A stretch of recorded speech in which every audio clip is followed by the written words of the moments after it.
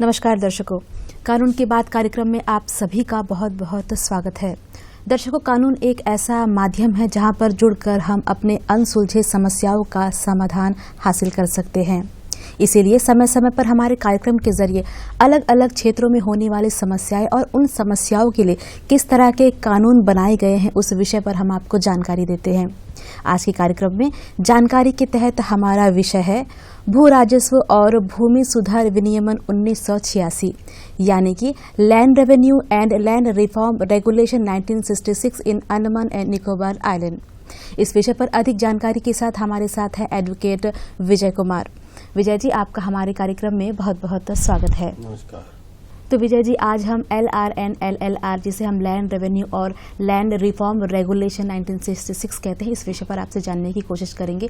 तो सबसे पहले बताइए कि ये जो रेगुलेशन बनाया गया है किन चीज़ों को ध्यान में रखकर बनाया गया है, किस तरह की समस्याओं का समाधान इसके अंतर्गत होता है, इस पर प्रकाश डालिए। देखिए, पहले इसकी हिस्ट्री बताना जरूरी है आपको कि रेगुलेशन कब हुआ, कैसे हुआ। ये रेगुलेशन जो 1966 अभी जो चल रहा है, इससे पहले एक रेगुलेशन था land tenure regulation, that is called land tenure regulation 1926, जो ब्रिटिश टाइम में जब चल रहा था। उसके बाद में जो है उसको रिपील कर दिया गया, रिपील करके सब्स्टिट्यूट करके उसके बाद में land revenue and land reforms regulation 1966 को लागू किया गया है। इस रेगुलेशन में बहुत सारा जो है कानून लिखा गया है कि जो है जैसा अभी आपको अलॉटमेंट लैंड होता है, आपको कोई परेशानी होती है जो आपका बगल जो एडजेसेंट प्लॉट होल्डर जो आपको ज़मीन को ऑक्यूपाई कर लेता है, या आप कुछ ज़मीन को डेवलपमेंट करना चाहते हैं, आपको एग्रीकल्चर पर्पज़ के लिए दिया गया, उसको आउटसाइड में कन्वर्ट करना चाहते हैं, इस तरह बहुत सारा जानकारी जो इस रेगुलेशन पे दिया गया है। जी, तो यहाँ की जो हमारे द्वीपों में जो लैंड को लेकर जो लोकल रेगुलेशंस है और जो बाहरी राज्य है वहाँ में जो इस तरह की जो लैंड के लिए रेगुलेशंस बनाए गए हैं, इनमें क्या डिफरेंस है? बहुत सारा डिफरेंस है।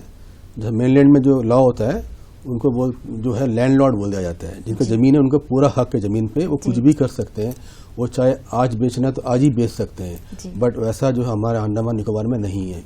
क्यों नहीं है? कानून इसलिए कि सेक्शन 38 क्या बोलता है कि जितना भी लैंड यहाँ पे है उसका एब्सोल्यूट ओनर जो है गवर्नमेंट है, गवर्नमेंट इज द अथॉरिटी उनका, और आपको जो है लाइसेंस दिया जाता है to occupy the land to construct a house, घर बनाने के लिए आपको जो है लाइसेंस दिया जाता है, और सर्टेन कंडीशंस होता है, उस कंडीशन को आपको जो फुलफिल करना होता है। और आप बेचना चाहते हैं ज़मीन को तो आप बेच नहीं सकते हैं without the permission of the deputy commissioner. तो सर्टेन कानून है, इसीलिए यहाँ पे रिकॉर्डेड टेनेंट बोला जाता है, वहाँ पे लैंडलॉर्ड बोलते हैं। अच्छा। ये डिफरेंस है वहाँ और यहाँ में। जी, तो जो यहाँ की जो समस्याएं जब आती है तो लोग किस ऑफिस में जाकर पहले जुड़ते हैं? बताते हैं, एक एग्जाम्पल आपको दे रहे हैं। जैसा आप सपोज आपको कोई लैंड अलॉटमेंट किया गया है और आपका जो बगल का जो लैंड वाले हैं, सपोज आपको ज़मीन को एनक्रोचमेंट कर दिए, तो एट द फर्स्ट इंस्टेंट आपको जो कंप्लेंट जो है तहसीलदार के पास जाना चाहिए, एग्जीक्यूटिव मजिस्ट्रेट तहसीलदार जो है उनके पास जाना चाहिए, वो कंप्लेंट देना चाहिए। वो कंप्लेंट लेने के बाद वो क्या करते हैं, नोटिस इशू करते हैं, जिसके खिलाफ में आपने कंप्लेंट किया उनको नोटिस जाता है, आपको भी नोटिस देंगे, एक डेट फिक्स करते हैं, उस डेट पे दोनों पार्टी को बुलाते हैं और जो है रिपोर्ट मंगवाते हैं। पटवारी जो एरिया का पटवारी होता है कि एक्चुअल फैक्ट क्या है, what is the dispute, actual dispute between the parties, उनसे रिपोर्ट लेते हैं।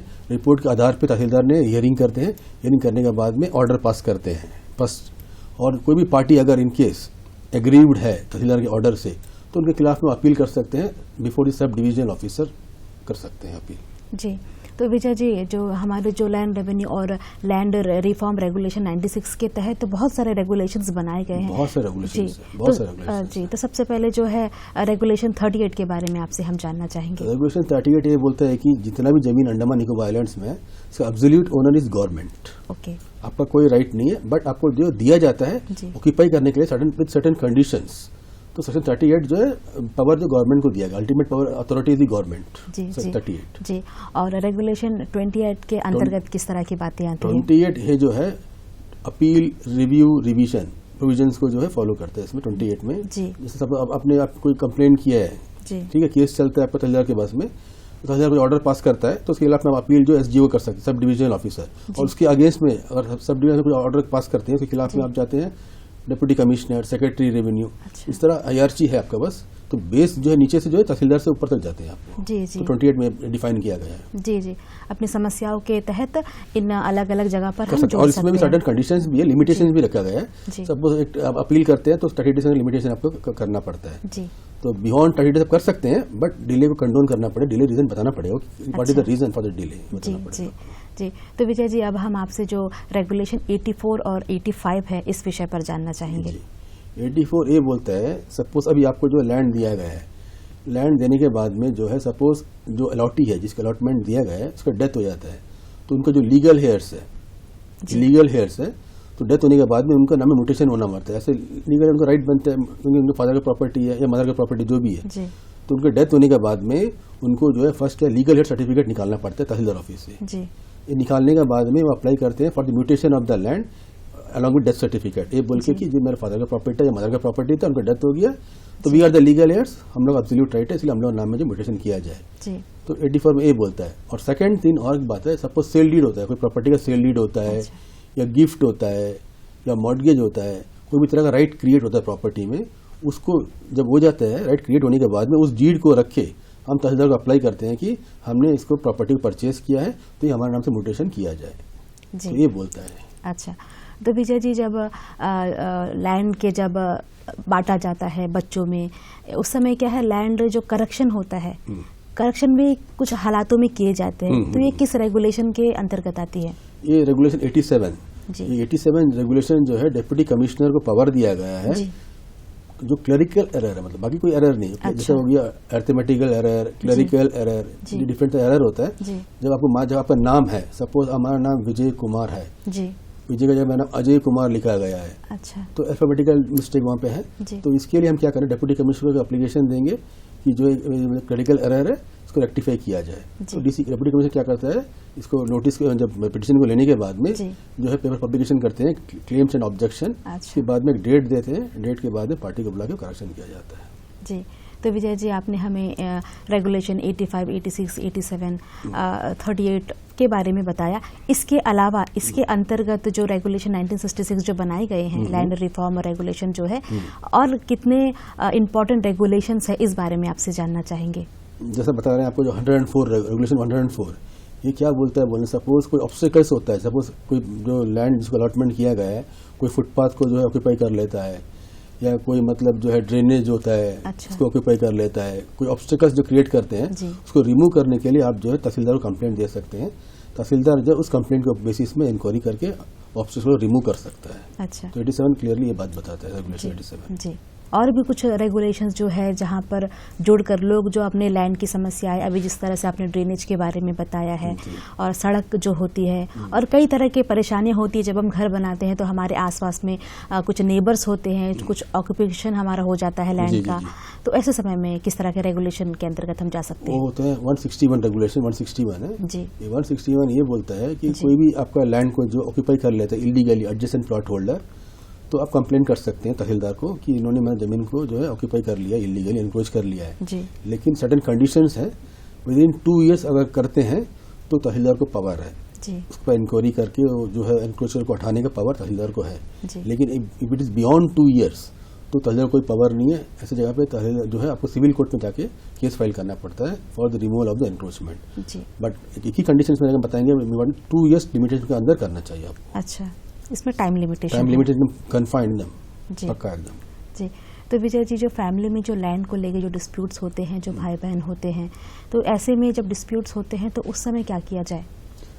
वो तो पार्टीशन शूट होता है। सपोज अभी प्रॉपर्टी है जी, प्रॉपर्टी जो है फादर के नाम से है, फादर का डेथ हो जाता है, सपोज 4 भाई 2 बहन है, तो इस लोग क्या करते हैं, पहले म्यूटेशन करना होता है जमीन के नाम में करने के लिए, म्यूटेशन होने के बाद में देन सब डिवीजन, तो अपना लोग क्या करते हैं सेटलमेंट डीड बना सकते हैं।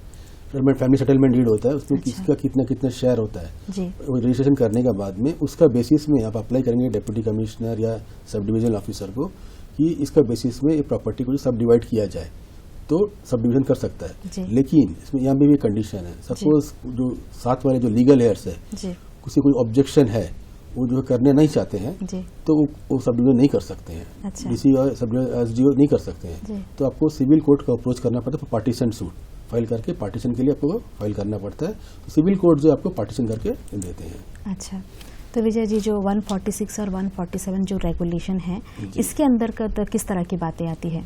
146 और 147, 146 ये बोलता है कि जो है आपको लाइसेंस जो है आउटसाइड जो है आपको दिया जाता है आउटसाइड, तो जब जिसमें आपको लाइसेंस देता है, जब आप घर कंस्ट्रक्ट कर सकते हैं, तो उसमें जो only purpose of the outside उसको आप दूसरा में कन्वर्ट नहीं कर सकते हैं। जो आउटसाइड जो आउटसाइड ही बना सकते हैं। सपोज आप आउटसाइड को लेकर आप एग्रीकल्चर पर्पस से और कुछ डेवलपमेंट करना चाहते हैं तो SDO जो आपके ऊपर कार्रवाई कर सकते हैं, 151 में कार्रवाई कर सकता है। अच्छा, और हमारे द्वीपों में लैंड मैटर्स को लेकर, लैंड से जैसे डिस्प्यूट्स है, इसको लेकर किस तरह के मामले ज़्यादा सामने आते हैं?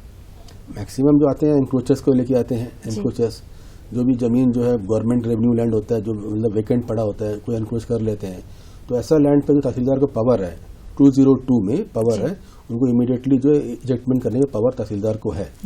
उसमें भी एक क्लॉज है, एक कंडीशन ये है, सपोज कोई ऑर्डर तहसीलदार पास करता है कि आपको वैकेट करने के लिए, तो जो एग्रीड पार्टी है सपोज कोई नोटिस दे देता है कि हम सिविल केस करने वाले हैं, इंटेंशन देता है बाय वे ऑफ नोटिस, तो तहसीलदार जो है एविक्शन नहीं कर सकता है। अच्छा। तो उसके बाद में वो सिविल सूट जब कर लेते हैं, till the decision of the civil suit tehsildar जो इसको एविक्ट नहीं कर सकते हैं, उनको वेट करना पड़ता है डिसीजन सिविल कोर्ट में क्या होता है, तब तक वेट करना पड़ता है। अच्छा, और जो 151 और 159 जो रेगुलेशन है इसके अंतर्गत क्या कहा गया है? 151 ये है, सपोज आपको जो लैंड दिया जाता है वो पर्पस के लिए यूज करना चाहिए। सपोज आपको एग्रीकल्चर देते हैं तो एग्रीकल्चर ही करना चाहिए, हम हाउस साइड देते हैं हाउस साइड ही करना चाहिए, बट दूसरा में उसको डाइवर्ट नहीं करना सकते आप। अगर आप डाइवर्ट करेंगे तो सब डिवीजन ऑफिसर आपके ऊपर लीगल एक्शन लेके आपको जो है अलॉटमेंट कैंसिल कर सकता है। अच्छा। जो पर्पस के लिए जाता है वो पर्पस के लिए इसको यूज करना चाहिए।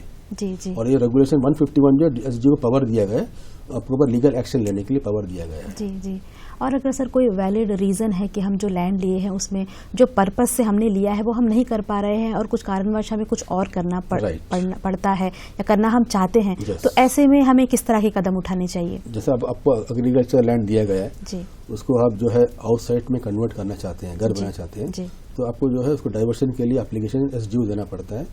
तो SDO जो है उसके बाद में आपका एप्लीकेशन के ऊपर कार्रवाई करेंगे, उसके बाद कन्वर्ट करने के बाद ही आप आउटसाइड बना सकते हैं। और जैसे आप कमर्शियल करना चाहते हैं, सब आपको आउटसाइड दिया गया, आप कमर्शियल एक्टिविटीज करना चाहते हैं, तो आपको डाइवर्ट करना पड़ेगा, कमर्शियल में डाइवर्ट करना पड़ेगा। डाइवर्ट करने के बाद ही आप एक्टिविटीज कर सकेंगे आप। जी, और रेगुलेशन 206 के बारे में आपसे जानना चाहेंगे। 206 ये बोलता है कि सपोज जो भी मतलब जो है सिविल केस में कोर्ट में जो भी केस फाइल करते हैं और जो भी मतलब एम्प्लॉय जो है मतलब जो है आपका रेवेन्यू डिपार्टमेंट में जो भी पटवारी है, तहसीलदार है, जो भी है, जो बोनाफाइड जो मतलब रियल जो अपना रियल जो काम करते हैं उनके ऊपर में आप जो है केस नहीं कर सकते हैं। जी। तो फेथ में जो गुड फेथ में जो काम करते हैं उनके ऊपर में आप लीगल एक्शन ले नहीं सकते, बट आप कर सकते हैं, बट उनको ऊपर नहीं कर सकते क्योंकि वो गुड फेथ में काम करते हैं, उनके ऊपर कोई मतलब एक्शन आप ले नहीं सकते। जी, तो विजय जी, हम एक रूल और रेगुलेशन ये शब्द हम सुनते हैं, ये दोनों शब्दों में क्या डिफरेंस है?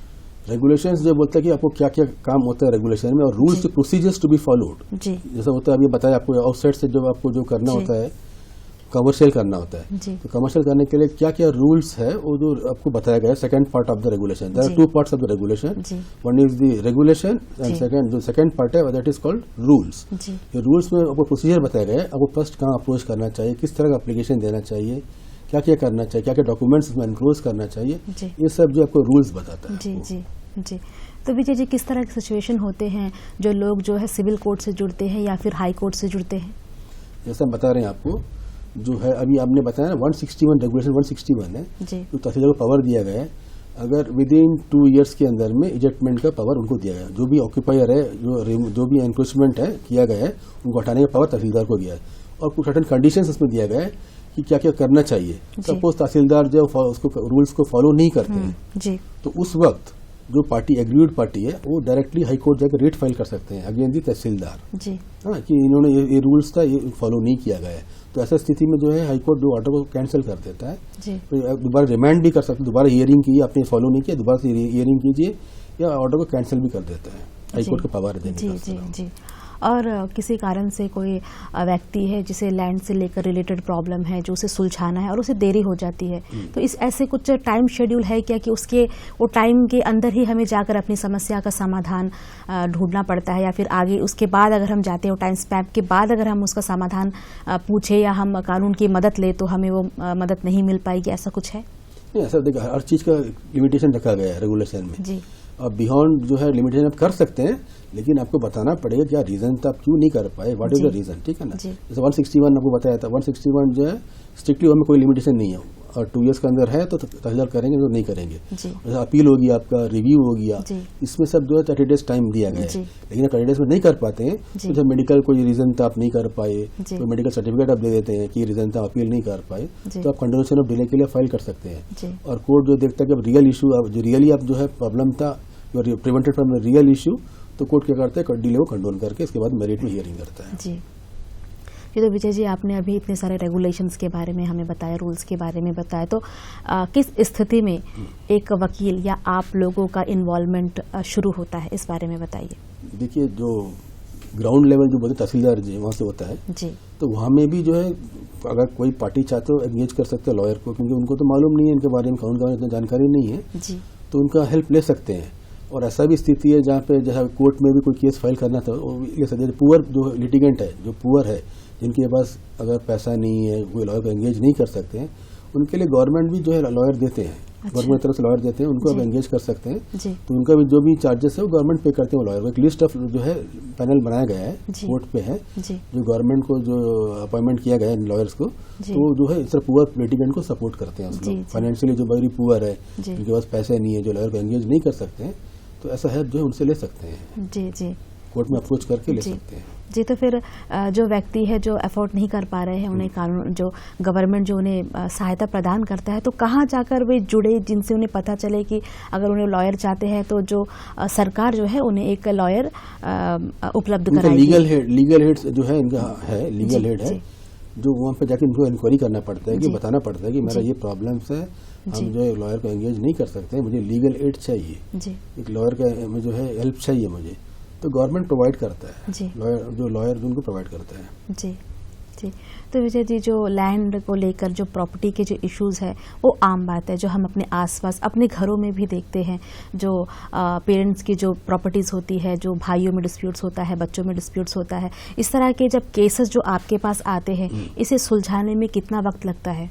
देखिए, केसेस के बारे में तो कोई भी लॉयर जो करेक्ट टाइम तो बता नहीं सकता है कितना टाइम खत्म होगा, क्योंकि इसमें जो है बहुत सारा प्रोसीजर्स होता है। सिविल प्रोसीजर कोड जो होता है उस सबको फॉलो करने के बाद भी कोर्ट एक जजमेंट देता है। तो वो सारा स्टेज को फॉलो करते करते कहीं टाइम लग जाता है। जैसा केस चल रहा है, केस चलते बाद कोई पार्टी का डेथ हो जाता है तो उसको सब्स्टिट्यूट करना पड़ता है, उसको लीगल एड्स को इम्प्लीड करना पड़ता है, क्योंकि डेथ पर्सन केस तो नहीं कर सकते हम लोग, तो उसमें तो टाइम लगता है। एक पिटीशन फाइल करेंगे, उसके बाद में जो है कोर्ट जो है नोटिस देने के लिए बोलेगा, फिर एक डेट फिक्स करेंगे, फिर उसका हियरिंग होगा, हियरिंग के बाद में जो है उनको जो लीगल एड सब्स्टिट्यूट होता है जी। तो ऐसा में कहीं कहीं मतलब होता है टाइम, कहीं टाइम लग जाता है। करेक्ट टाइम तो नहीं बोल सकते हैं जी, तो टाइम तो लगता ही है।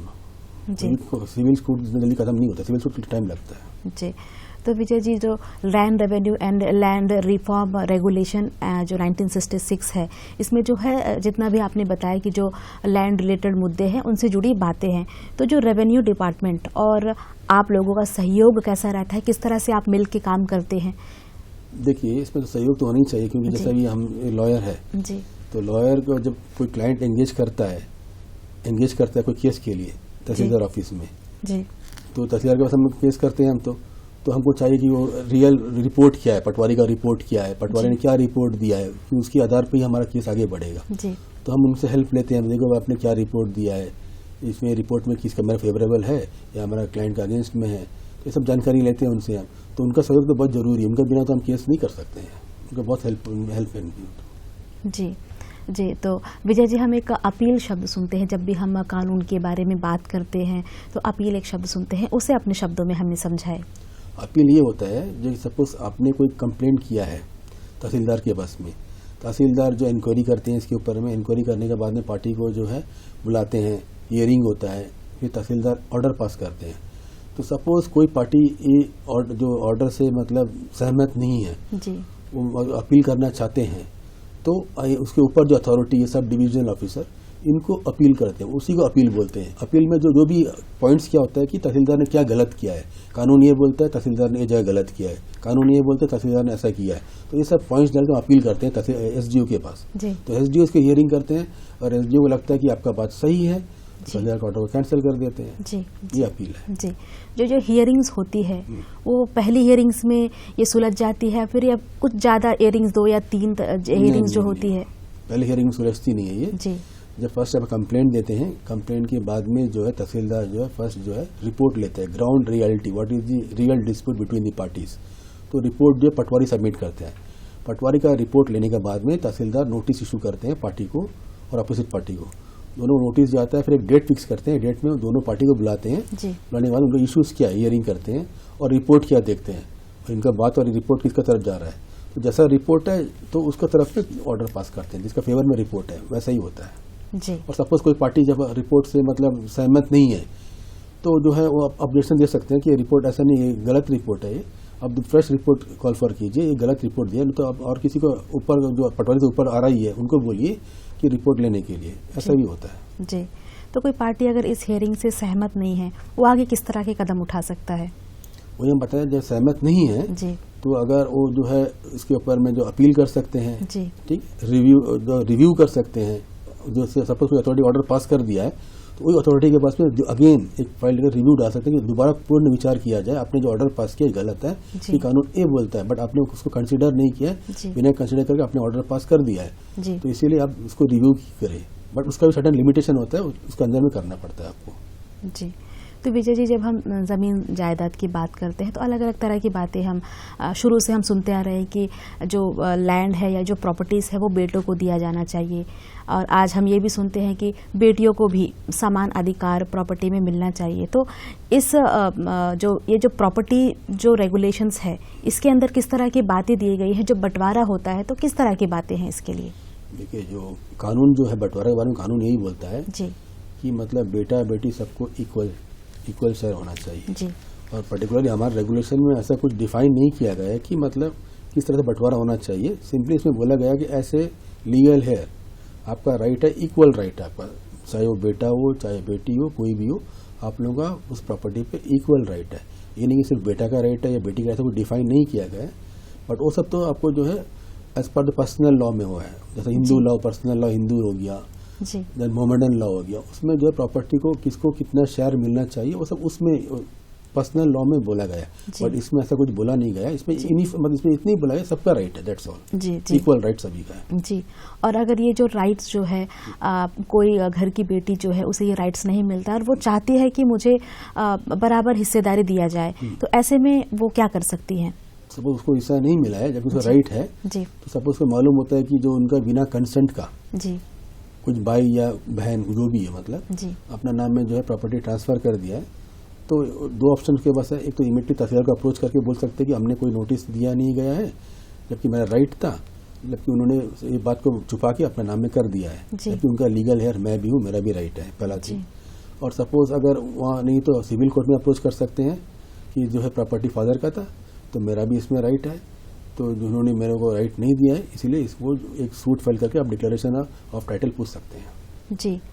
क्या ये समस्या यहीं सुलझ जाएगी या उस जो महिला जो है उसे कोर्ट तक जाना पड़ेगा? हाँ, ऐसा भी होता है, आपको कोर्ट भी जाना पड़ता है। अगर सपोज यहाँ पे काम नहीं बनता है तहसीलदार ऑफिस में जी, तो आपको जो है कोर्ट भी अप्रोच करना पड़ता है, और कोर्ट अल्टीमेटली कोर्ट जाने से आपका डिसीजन राइटली निकल जाता है, वहाँ पे कोई प्रॉब्लम नहीं होता जी। और इस सब में लगभग कितना वक्त लगेगा? वक्त जो है हम तो एग्जैक्टली वक्त तो बता नहीं सकते हैं जी, डिपेंड्स अपॉन दी मतलब केसेस वेरी होता है ये जी जी। तो विजय जी, अभी आपने जो हिंदू लॉ प्रॉपर्टी के लिए और मोहम्मदियन लॉ के बारे में अभी आपने कहा, तो इस बारे में जरा सा हम आपसे जानना चाहेंगे। देखिए, हिंदू लॉ तो बोलता है कि जो है जो प्रॉपर्टी है ग्रैंडफादर का प्रॉपर्टी है, उनसे सन का राइट बनता है, ग्रैंड सन का राइट बनता है इक्वल शेयर में। और सपोज फादर का प्रॉपर्टी है, फादर ने सेल्फ एक्वायर्ड, जैसे होता है आपको पता है सेल्फ एक्वायर्ड प्रॉपर्टी होता है, सेल्फ एक्वायर्ड प्रॉपर्टी में से फादर ने अपने परचेज किया है जी, ठीक है ना, तो उसमें जो है हर बच्चे का राइट बनता है जी, हर बच्चे का राइट बनता है, बेटा हो चाहे बेटी हो, हर बच्चे का राइट बनता है जी। तो उसमें कोई तरह का मतलब जो है पार्शियलिटी नहीं है, इक्वल राइट है उनका जी, हिंदू लॉ तो यही बोलता है जी। और मोहम्मदन लॉ उनका जो पर्सनल लॉ है उनके हिसाब से जो है उसमें जो है कुछ शेयर्स वगैरह है जो मतलब इनको इतना मिलना चाहिए, उनको उतना मिलना, इक्वल नहीं, थोड़ा आगे पीछे उसमें है, बट हम लोग हिंदू लॉ में इक्वल शेयर है, एकदम इक्वली जी। तो जो लोग जो लैंड से रिलेटेड किसी तरह के भी इश्यूज उन्हें आते हैं और आगे वो बढ़ना चाहते हैं, उन्हें आप क्या कहना चाहेंगे? हम यही कहना चाहेंगे उनको कि देखिए जो भी डिस्प्यूट आप लोगों के बीच में जो भी है, आप फर्स्ट इंस्टेंट तहसीलदार को अप्रोच कीजिए, जो भी कंप्लेंट है आप उनको कीजिए। अगर आप नहीं सकते हैं तो लीगल एड में अप्रोच कीजिए। गवर्नमेंट आपको जो सरकार जो आपको वकील देंगे उनका हेल्प लीजिए, उनका हेल्प के थ्रू से अपना जो भी प्रॉब्लम्स है आप सॉल्व कर सकते हैं। लीगल एड से हम संपर्क कैसे कर सकते हैं?